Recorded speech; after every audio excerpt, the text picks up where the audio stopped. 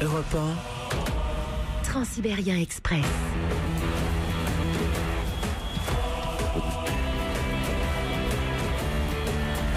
Transsibérien Express, c'est notre rendez-vous dans Bon Baiser du Mondial à 22h. Et là, Dani parfois s'en va parce que normal, il y a un petit peu de fatigue, mais je vais vous demander d'être là parce que ça va vous intéresser. La FIFA a décidé aujourd'hui d'ouvrir une enquête contre l'équipe suisse pour la célébration des 2 buts suisses par 2 buteurs immigrés des Balkans, mais pas des mêmes Balkans que ceux des adversaires. Les Balkans, là où il y a eu la guerre en 99, l'Albanie et le Kosovo. Les 2 buteurs ont, sur le terrain, en célébrant leur but, à leur manière, renvoyé une image du fameux aigle à 2 têtes, qui est celui du rêve de la grande Albanie réunifiée, Kosovo, Albanie et une partie de la Macédoine et de la Serbie aussi. Geste considéré comme politique qu'on voulait ce soir commenter avec vous. Y en a-t-il eu dans les Coupes du Monde? Faut-il le regretter? Il y a des gestes parfois qui sont religieux, on les accepte. Les gestes politiques, on les accepte pas du côté de la FIFA. Quelles seront les sanctions pour les 2 buteurs de la Suisse? On va voir tout ça avec notre ami Eduardo Rian-Sipel. Bonsoir Eduardo. Bonsoir François. On est très heureux de vous accueillir dans le studio Coluche d'Europe 1. Je rappelle qu'on peut lire vos points de vue sur la Coupe du Monde sur le site de nos confrères du Point, lepoint.fr. Je rappelle également que vous êtes membre du Conseil national du Parti socialiste, mais vous êtes devenu maintenant, à l'inverse de Macron, qui est passé du monde de l'entreprise, du privé à la politique. Vous passez également du côté de l'entreprise et vous êtes cofondateur d'une marque de sous-vêtements masculins écolo qui s'appelle Brumaire. C'est bien ça? Absolument, cher François, absolument. Bravo à vous, en tout cas. Vous avez été, comme moi, frappé par cette décision de la FIFA. J'ai trouvé cette décision de la FIFA d'ouvrir une enquête très intéressante et très interrogative. Le football a toujours été traversé par la politique, ou la politique, elle traverse l'ensemble des domaines, et le football a toujours été, c'est pas une nouveauté, aussi bien politique que géopolitique. Là, il y a un fait qui marque évidemment quelque chose d'intéressant, mais je suis frappé par l'ouverture de l'enquête de la FIFA. J'attends de voir ce à quoi elle va aboutir, parce que on sait que on ne mélange pas tout, qu'il ne faut pas mélanger la politique pendant une compétition sportive, mais il y a quand même quelque chose qui frappe l'esprit. Les gestes de nature spirituelle sont permis, on peut se signer de différentes façons ou faire des gestes de nature religieuse sur un terrain, mais les gestes de nature politique ou à symbole à caractère politique sont manifestement interdits, ou en tout cas portent à une enquête de la FIFA. Je crois que ça, c'est déjà un premier fait frappant.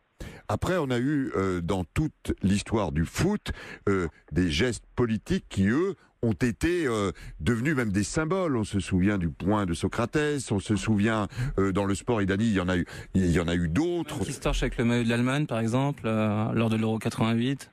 Il y a Frank Rijkaard qui crache sur voleur. C'est pas un geste politique. Coman qui se torche avec le maillot de l'Allemagne après non, je veux dire Rijkaard qui crache. Bien sûr, mais après quand on comprend, quand il déclare qu'il l'a fait parce que c'était un Allemand, on comprend que c'est un geste politique. C'est pas juste quelque chose d'innocent, quoi. Javier Prieto Santos. Oui. Javier. Oui. Oh, pardon, Eduardo. Il est là, mais sauté. Eduardo est au téléphone. Entre le brésilien et l'espagnol, je me suis perdu. Pardon. À vous la parole, Eduardo. Oui, vous faites allusion au point levé de Socrates avec le Corinthians dans les années 80, 1985, si mon souvenir est bon. Je l'ai vu en direct au Brésil, ce geste. Et je me souviens encore de demander à mon père, mais qu'est-ce qu'il fait? Il lève le poing, il marque pas de but, c'est quoi la signification de ce geste que je comprenais bien d'une certaine façon, mais quand on a même pas 10 ans, on a besoin de l'explication de son paternel, en l'occurrence, à côté de nous. C'est l'un des gestes les plus beaux et les plus marquants de l'histoire du football, puisque Socrates lève le poing pour réclamer le retour de la démocratie et des élections directes, libres, au pays qui était encore dans la démocratie, dans la dictature militaire finissante. Mais revenons sur ce geste des 2 joueurs suisses pendant le match, célébrant leur but. Honnêtement, ça pouvait prêter à interprétation, parce qu'au début, je regarde, je me dis, qu'est-ce qu'il signifie? Est-ce que c'est la colombe de la paix, de la neutralité de la Suisse? Et on a très vite, non, mais on a très vite compris qu'il y avait là le geste d'anciens gamins kosovars dont la guerre dans l'ancienne Yougoslavie, avec en particulier la Serbie, avait produit probablement des malheurs. Le geste, il n'était pas violent. Le geste, il était sans doute une revanche. Et je crois d'une certaine façon, je ne sais pas ce à quoi aboutira la FIFA. Je crois qu'il se serait démesuré de punir ces joueurs et l'équipe de Suisse pour une raison simple, c'est que je crois que derrière ces faits de vie, ces faits politiques majeurs, ces faits géopolitiques, ce sont autant de moteurs aussi pour les sportifs qui les subliment à travers le sport et qui fonctionnent comme autant de moteurs, de motivation dans justement la compétition sportive. C'était pas un mauvais geste et je crois qu'en tout cas ça prête à interrogation et ça montre à quel point le football n'est pas déconnecté du réel, n'est pas déconnecté de la société, n'est pas déconnecté de la vie politique et de l'histoire tout court. Je crois que ça marque aussi les esprits et c'est ça qui fait aussi que le football n'est pas une sorte d'éther déconnecté de la réalité. Danny Cohn-Bendit. Oui, puis je trouve que on veut des joueurs qui expriment quelque chose. C'est vrai, on l'a dit d'ailleurs hier. Je sais pas le père de je sais pas si de quel des deux avait été emprisonné aussi par les Serbes. Chaka, etc. Ouais. Donc il faut, c'est comme ça. Évidemment qu'il voulait un peu. C'est un geste, il n'est pas violent, mais il est provocateur. Il provoque provocateur pour les Serbes. Et j'allais te dire, ça aurait pu déboucher sur autre chose. C'était ça le risque. C'était une réaction serbe, parce que le match était assez tendu aussi. Et le scénario s'est joué dans les dernières minutes. Mais et puis c'est un geste aussi qu'ils envoient par la télévision en Serbie. Oui, c'est ça. Et pour le coup, là-bas, mine de rien, tous les Balkans, je connais un peu parce que ma compagne est d'origine serbe et ça reste très tendu. Ça va être en paix, c'est très tendu. Moi je suis pas spécialement pour les sanctionner, il y a pas de souci, c'est un geste. Il y a un message qui passe, c'est leur histoire personnelle. Voilà, c'est ça, c'est dans l'histoire personnelle. Mais tu sais que tu fais ça à ce moment-là contre ces gens-là, bien sûr. Tu sais très bien que tu vas en prendre plein la tête derrière. Tu sais que ça va faire discuter. C'est sûr. Tu vas en prendre plein la tête, mais en même temps, tu as un motif de fierté pour les tiens. Voilà. Et je suis persuadé que... C'est-à-dire, oui, la limite d'une forme de nationalisme qu'on aime bien dans le football. Finalement, on voit les gens chanter les hymnes, on est là pour son pays. Mais c'est aussi la réalité de ce qu'est la Nati aujourd'hui, cette sélection suisse. Mais voilà, je pense, on peut pas le... On a eu le débat tout à l'heure sur ça, là, juste avant le carillon de 22h. Non, on va pas le refaire, mais... Vous pouvez réécouter sur europe.fr. Ça l'a fait d'ailleurs. On a deux footballeurs qui ne sont pas aseptisés, qui émettent une émotion et une opinion sur quelque chose qui les a touchés dans leur chair. Et aujourd'hui, ces joueurs-là, ils jouent pour la sélection suisse. Moi, ça me paraîtrait totalement fou que la FIFA ait l'outrecuidance de les sanctionner. Vraiment, ça me paraît très dingue. Moi, j'aimerais bien savoir quelle est l'opinion de l'opinion publique, quelle est l'opinion de l'opinion publique suisse d'ailleurs. J'ai bien peur de... Ils sont gênés. Ils sont gênés parce que tout à l'heure, on a parlé de Durmaz, le Suédois, qui s'est fait exploser à cause d'un tacle mal géré. C'est non. Là, on a deux Suisses qui représentent donc la Nati et qui font deux gestes, et comme l'a dit Nabil, qui le font pour les leurs, c'est-à-dire pour leur... Oui, mais ils ont fait gagner la Suisse avant. Oui, ils ont fait gagner la Suisse, mais c'est quand même un pays, je trouve qu'à chaque fois, on a regretté que la Suisse soit pas une équipe un peu sexy ou qu'il se passe quelque chose. Là, il s'est passé quelque chose, pour le coup, ils vont être sanctionnés, donc je trouve ça un peu dur. On sait pas si ils vont sanctionner, on sait pas. Mais bon, déjà qu'il y ait une ouverture d'un dossier, c'est embêtant. L'arbitre qui n'a pas sifflé le penalty sur Mitrovic, lui, on devrait le sanctionner parce que c'est un scandale sur le match.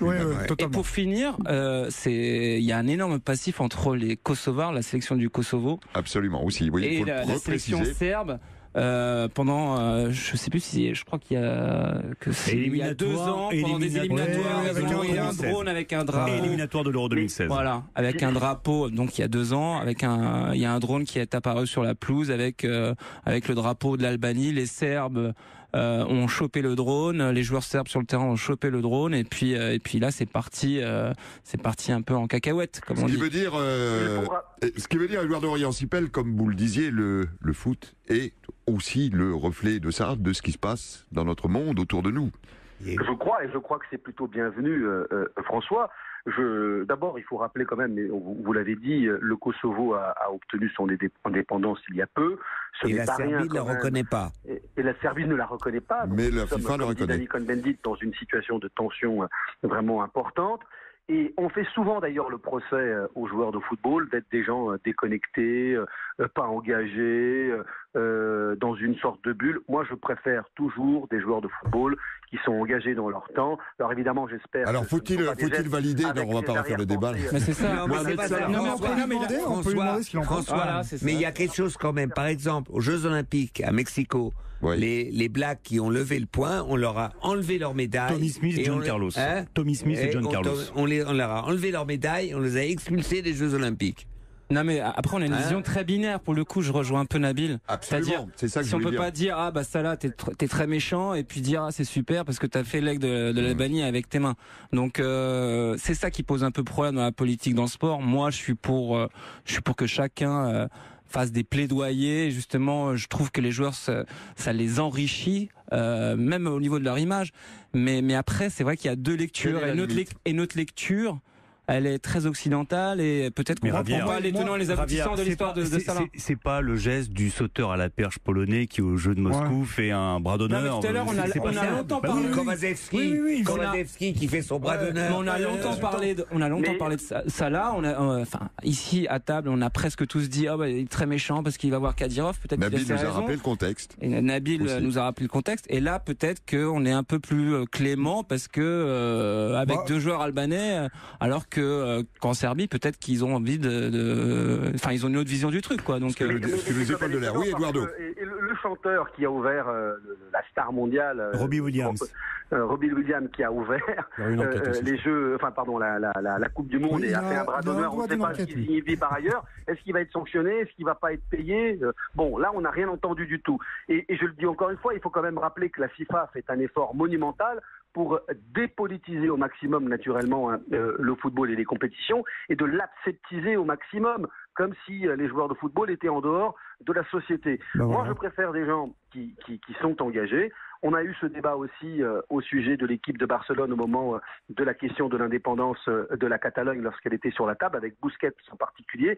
Moi, je trouve que tout cela est sain, dès lors qu'évidemment derrière, je l'espère, le geste de ces deux joueurs, il n'y a pas de pensée ou d'arrière-pensée ultranationaliste avec lesquelles je ne serais pas d'accord. C'est très dur de trouver une limite à partir du moment où il y a un règlement. Le mot de la fin pour Laurent Jaoui. C'est difficile de graduer les manifestations, mais est-ce qu'il est plus grave de faire le signe de l'aigle ou de poser en compagnie non,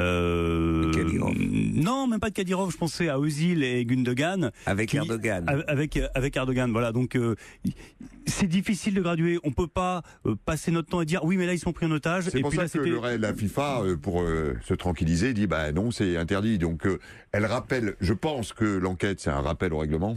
Et on peut penser qu'il n'y aura pas des sanctions sportives pour les deux joueurs suisses. Les fédérations, elles sont bizarres là. Cette Suédoise en athlétisme qui s'était peint les ongles des doigts avec les couleurs multicolores du mouvement gay, ils lui ont obligé à repeindre ses ongles en rouge.